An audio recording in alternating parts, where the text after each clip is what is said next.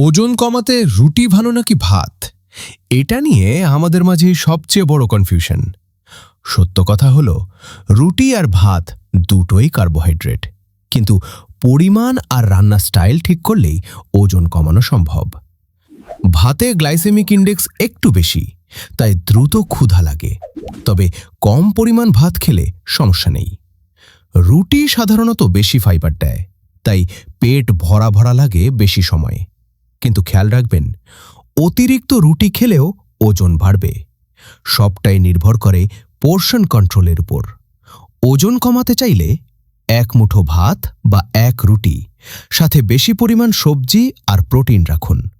মনে রাখবেন, খাবার না, লাইফস্টাইলই ওজন কমায়। কার্ব কমিয়ে ব্যালেন্স খাবার খেলেই ফল পাবেন। তাই রুটি ভাত দুটোই খাবেন, তবে পরিমাণ কম আর পেটে সবজি বেশি।